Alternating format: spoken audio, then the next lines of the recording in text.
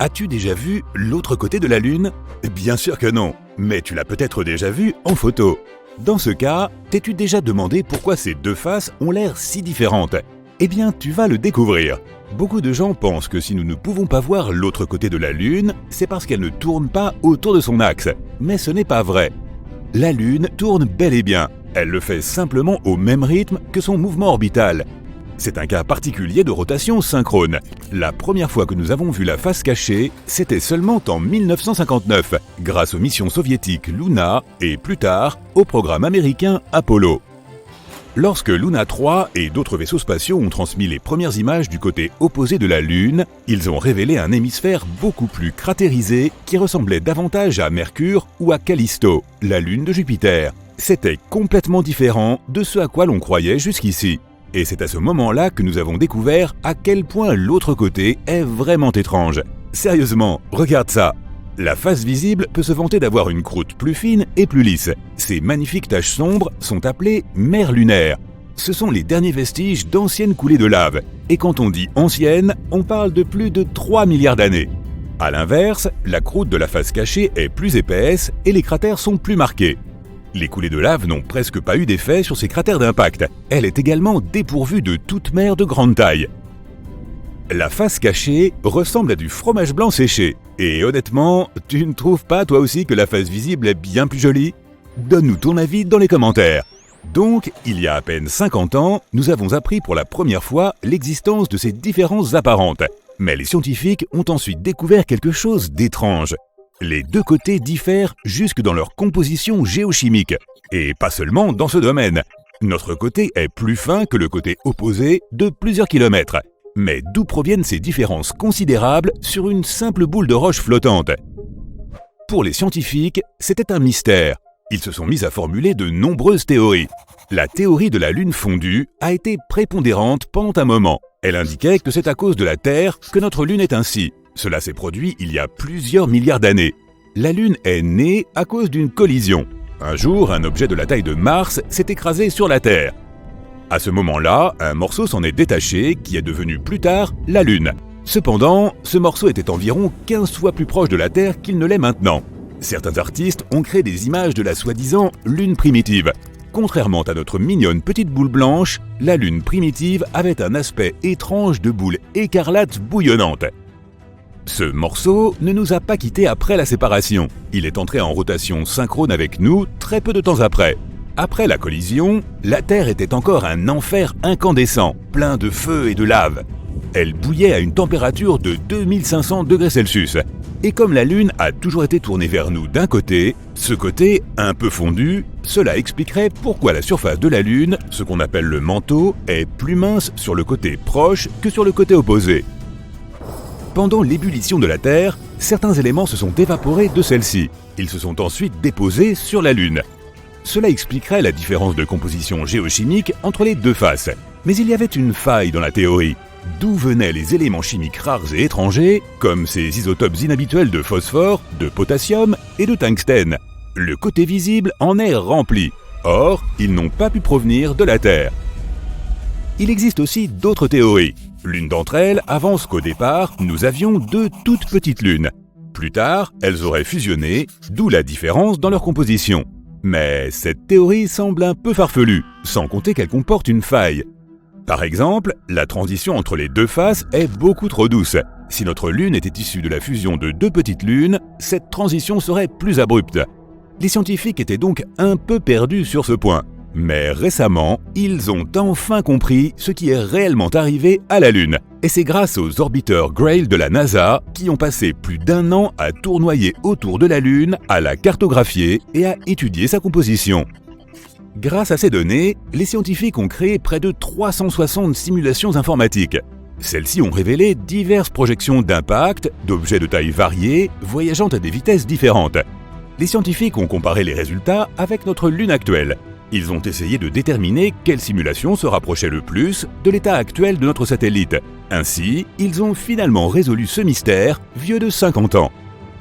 La réponse consiste en une collision avec une planète naine il y a 4,3 milliards d'années. Cet énorme objet était légèrement plus grand que Cérès, qui est l'une des planètes naines de notre système solaire.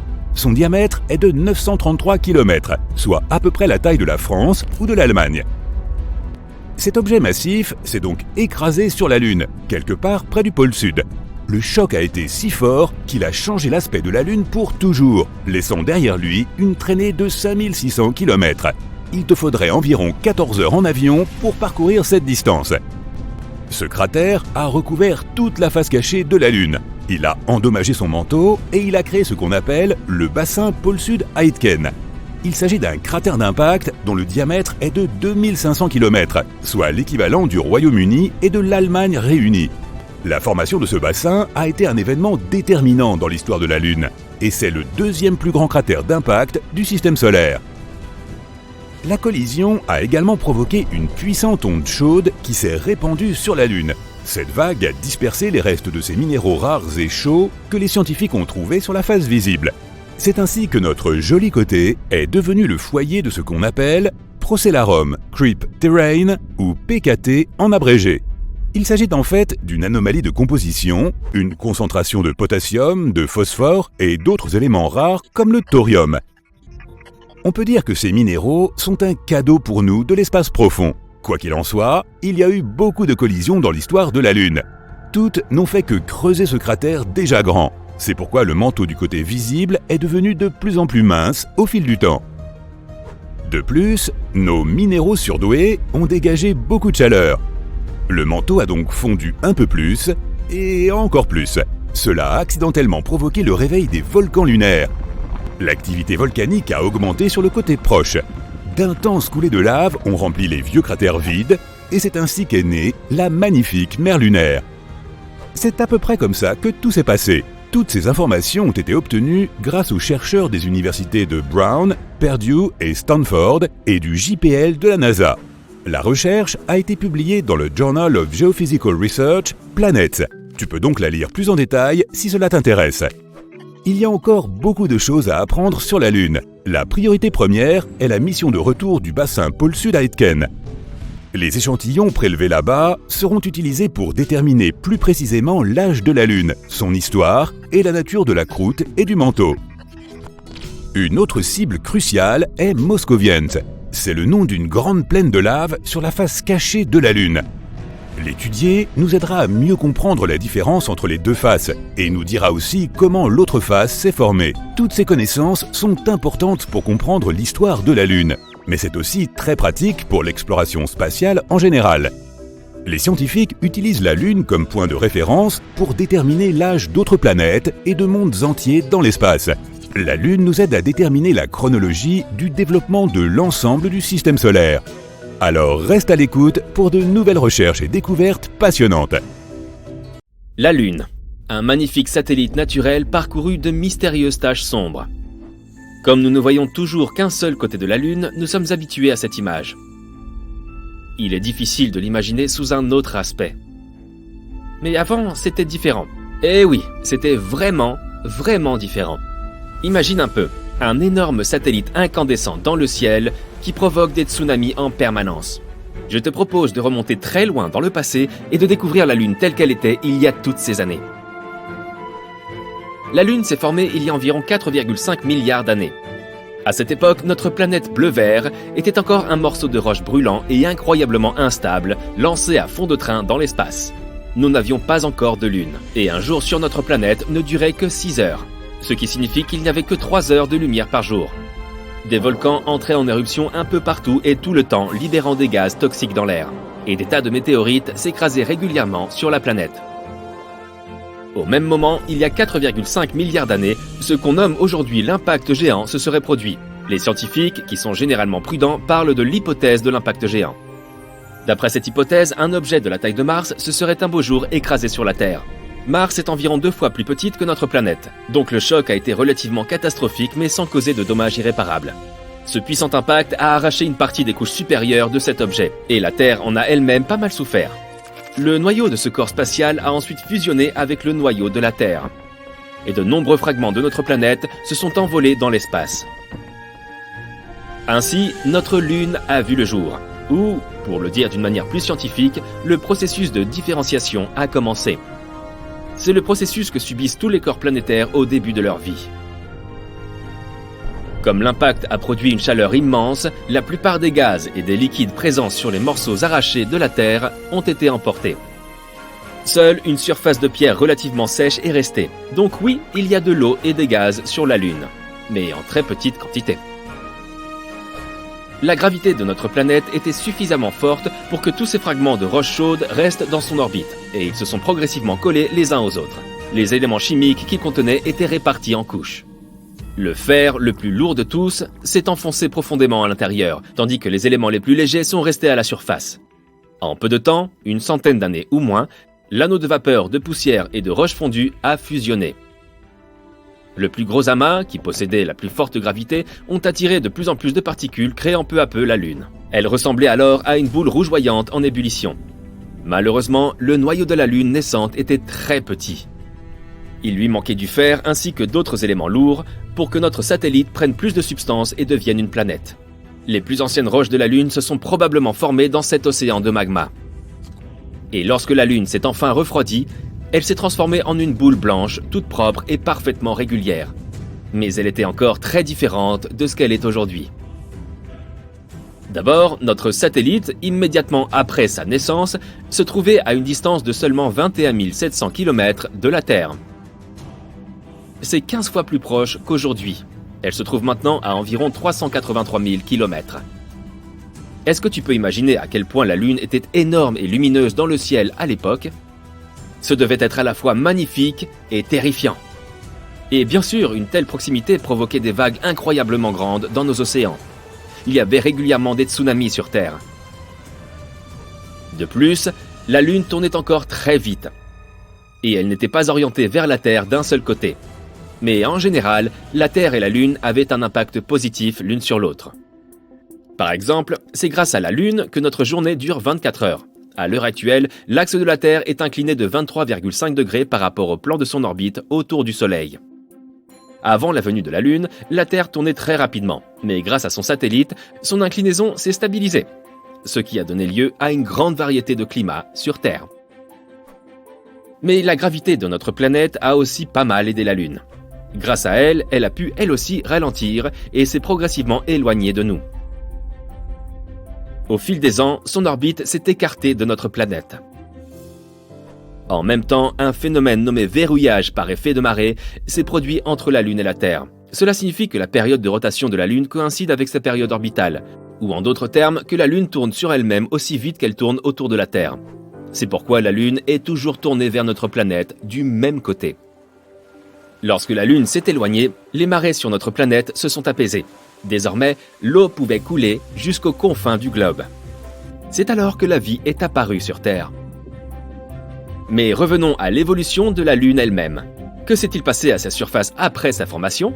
On parle des étapes suivantes comme de l'enfance et de l'adolescence de la Lune. Et, comme c'est généralement le cas, ces périodes n'ont pas été de tout repos. Pas étonnant. Il y a environ 4 milliards d'années, le système solaire était complètement fou. Pendant les 6 premiers millions d'années d'existence de la Lune, des astéroïdes et des comètes de grande taille étaient constamment projetés sur elle. Ils venaient également s'écraser sur la Terre. Ces impacts furent les plus puissants de l'histoire de la Lune. De grands cratères, plus tard tapissés d'une sombre matière rocheuse, sont alors apparus. Comme si tout cela ne suffisait pas amplement, un jour, une planète naine est venue s'écraser sur la Lune. Elle faisait à peu près la taille de Cérès, le plus gros objet présent dans la ceinture d'astéroïdes située entre Mars et Jupiter. Cet impact a produit le plus grand bassin de la Lune et a changé à jamais son apparence. Tu vois cette tache sombre là sur la face cachée de la Lune ? Juste là, tout au sud. Il s'agit du bassin pôle sud Aitken. Son diamètre est d'environ 2500 km. Et oui, il a bien été formé par l'impact dont j'ai parlé il y a environ 4,3 milliards d'années. Cet impact a apporté avec elle tout un tas de composés chimiques complexes et étranges que les scientifiques trouvent maintenant un peu partout sur la face cachée de la Lune. Ces composés se sont mis à dégager énormément de chaleur, ont fait fondre une partie du manteau lunaire et oups, ont par la suite accidentellement réveillé les volcans. Ces volcans ont commencé à entrer en éruption. Une énorme quantité de magma a été répartie sur la surface de la Lune. Bien des années plus tard, tout ça s'est refroidi et ces taches sombres que l'on peut observer sont apparues. On les appelle les mers lunaires. On y trouve beaucoup moins de cratères que sur les terres. Mais au cours du dernier milliard d'années, la Lune a été géologiquement inactive, à l'exception de collisions occasionnelles avec des météorites. L'apparence de la Lune a changé à jamais à la suite de ces événements. C'est ainsi que, meurtrie et fatiguée, elle est entrée dans l'âge adulte. Mais la paix, malheureusement, n'était toujours pas au rendez-vous. Un nouveau groupe de météorites a décidé de venir l'embêter. Mais ce n'a pas été si grave.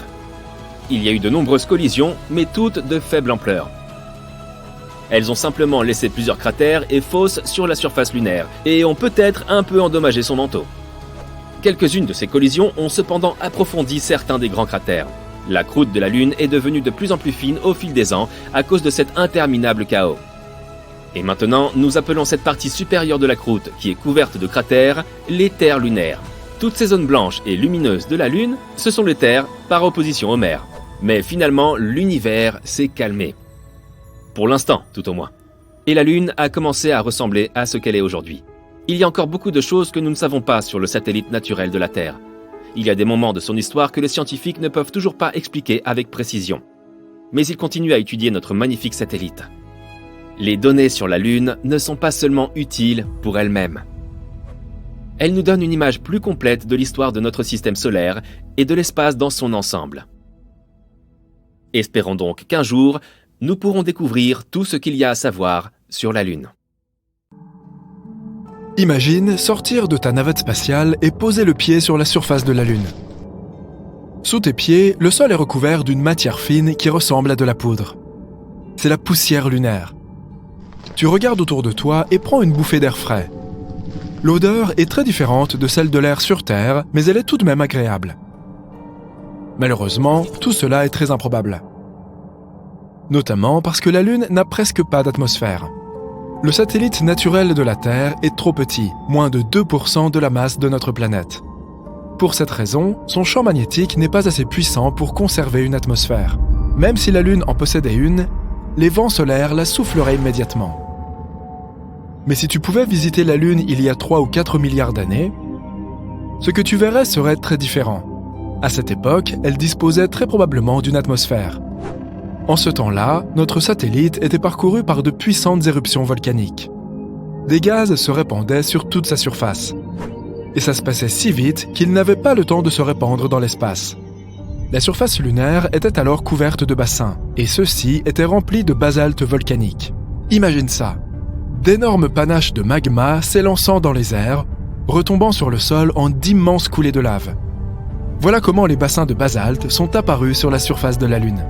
Au XXe siècle, nos scientifiques sur Terre ont réussi à obtenir des échantillons rapportés de la Lune. Ils ont découvert que dans les coulées de lave lunaire, il y avait non seulement du monoxyde de carbone et du soufre, mais aussi les éléments constitutifs de l'eau. Grâce à ces échantillons, les chercheurs ont pu calculer la quantité de gaz qui s'était élevée pour former l'atmosphère. Et ils ont découvert que c'est il y a environ 3,5 milliards d'années qu'elle était la plus dense. Et aussi qu'elle a persisté pendant à peu près 70 millions d'années. Après ça, pouf, l'atmosphère s'est évaporée dans l'espace. Mais le plus cool, c'est que lorsque la Lune possédait une atmosphère, notre satellite était 3 à 10 fois plus proche de notre planète. Une simulation informatique a même indiqué que la Lune était peut-être près de 19 fois plus proche de nous qu'elle ne l'est aujourd'hui. On pense qu'elle se trouvait alors à quelques 30 000 km, alors que de nos jours, elle se trouve à environ 390 000 km. C'est pourquoi la Lune avait l'air beaucoup plus grosse dans le ciel. Malheureusement, à cette époque, il n'y avait même pas de dinosaures pour profiter de la vue. Et moi non plus, je n'étais pas là. En même temps, selon les études les plus récentes, notre Lune aurait bel et bien une atmosphère. Elle est composée principalement d'hydrogène, de néon et d'argon et contient aussi quelques autres gaz rares, comme le potassium ou le sodium. On les trouve, par exemple, dans les atmosphères de Mars, de Vénus ou de la Terre. Malheureusement, une telle atmosphère ne nous convient pas du tout. Nous sommes absolument dépendants de l'oxygène. Mais devine quoi ? Il y a aussi beaucoup d'oxygène sur la Lune. Oui, je sais, tout ça doit te paraître un peu déroutant. Mais le truc, c'est que cet oxygène n'y existe pas sous sa forme gazeuse la plus courante. Non, il se trouve piégé dans la couche de roches et de poussière qui recouvre la surface de la Lune. Cette couche s'appelle le régolithe et il contient près de 45% d'oxygène. Cela veut dire que si l'on était capable d'extraire cet oxygène, nous pourrions vivre sur la Lune ? Pas si vite. L'oxygène contenu dans ces roches est très étroitement lié aux minéraux. Et pour séparer ces éléments, il nous faudrait des tonnes d'énergie et un équipement adapté. Mais si l'on parvenait à amorcer ce processus, la Lune pourrait fournir beaucoup d'oxygène. Il existe une théorie selon laquelle la Lune se serait formée lors d'une collision entre la Terre et un autre planétoïde. Ce planétoïde devait être plus petit, de la taille de Mars. Cela s'est probablement produit il y a environ 4,5 milliards d'années. Selon une autre théorie, la Lune était autrefois un astéroïde ou un autre corps vagabond du même genre. Elle se serait formée ailleurs, quelque part dans le système solaire. Et lorsqu'elle est enfin passée près de la Terre, elle a été immédiatement happée par la gravité de notre planète. D'autres experts pensent qu'à un moment donné du passé, la Terre tournait si vite qu'une partie de sa matière s'est détachée. Et ce morceau s'est rapidement mis à tourner autour de notre planète. C'est ainsi que la Lune est apparue dans le ciel. D'après la théorie la moins passionnante, le satellite naturel de la Terre serait simplement apparu en même temps que notre planète au moment de sa formation. Actuellement, la Lune est le 5e plus grand satellite naturel de notre système solaire. C'est aussi l'un des plus denses, juste derrière le satellite de Jupiter, Io. Il est fort probable que la Lune ait un noyau minuscule, pas plus grand que 2% de sa masse totale. Large d'environ 676 km, il est principalement composé de fer et de soufre. La surface de la Lune est sombre, même s'il s'agit de l'objet le plus brillant de notre ciel nocturne. En réalité, sa réflectance est à peine plus élevée que celle de l'asphalte. Tu as peut-être entendu dire que la Lune, ainsi que le Soleil, provoquent des marées dans les océans et les mers sur Terre. En effet, l'attraction gravitationnelle de notre satellite crée ce qu'on appelle la force de marée. Elle fait s'enfler les mers aux endroits qui se trouvent, à tel ou tel moment, les plus proches de la Lune. Ces renflements sont ce que nous appelons les grandes marées. Mais ce que peu de gens savent, c'est que la Lune fait aussi monter et descendre les roches, comme elle le fait avec l'eau. Bien sûr, cet effet n'est pas aussi visible que le sont les marées océaniques. Mais il est tout de même perceptible. La surface solide de la Terre se déplace d'environ 2,5 cm lors de chaque marée. Non seulement la Lune provoque des marées sur notre planète, mais elle ralentit aussi sa rotation. Ce phénomène est connu sous le nom de freinage par effet de marée. Il augmente la durée d'un jour sur Terre d'un peu plus de 2 millisecondes tous les 100 ans. La Lune s'éloigne aussi de la Terre à la même vitesse que celle à laquelle poussent tes ongles. Cela représente environ 4 cm par an. Tu devrais vraiment les couper.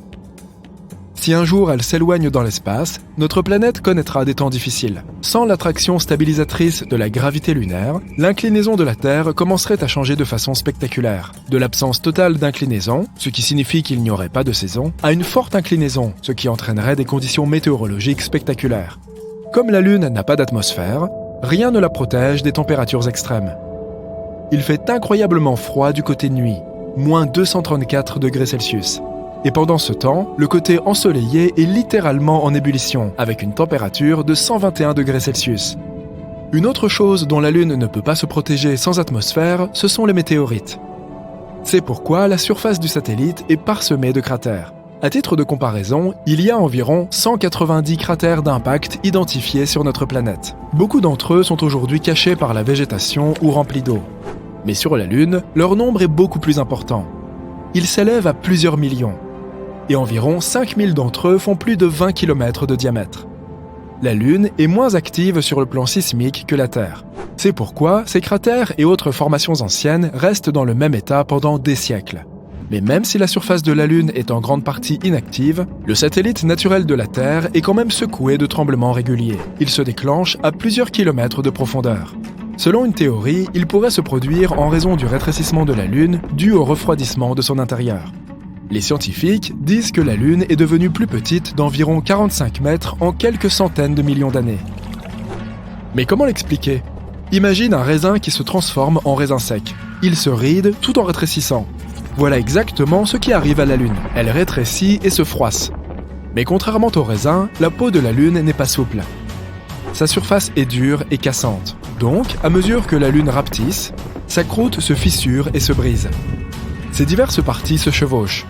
Les chercheurs sont presque sûrs que de telles failles sont toujours actives et probablement responsables des tremblements qui secouent la Lune. Certains de ces tremblements sont assez forts, jusqu'à 5 sur l'échelle de Richter. Lorsque tu lèves les yeux vers la Lune, tu vois toujours le même côté de notre satellite.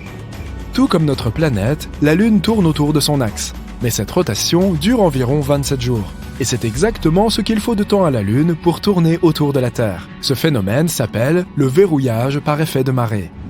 Avant qu'on ne commence à explorer l'espace, personne n'avait jamais vu l'autre face de la Lune. On ne savait pas à quoi ressemblait cette face cachée. Alors que la face visible de la Lune est principalement constituée de grandes plaines émaillées de bassins d'impact, sa face cachée est aussi accidentée que cratérisée. La croûte y est plus épaisse, avec moins de traces d'activité volcanique. Au fait, la Lune n'est pas parfaitement ronde ou sphérique. Elle a la forme d'un œuf. Lorsque tu la regardes, l'une de ses extrémités est toujours dirigée vers toi. Oui, tout droit vers toi. C'est la raison pour laquelle son centre de masse n'est pas son centre géométrique. En réalité, il se trouve décentré d'un peu plus d'1,5 km, comme une balle de golf de mauvaise qualité.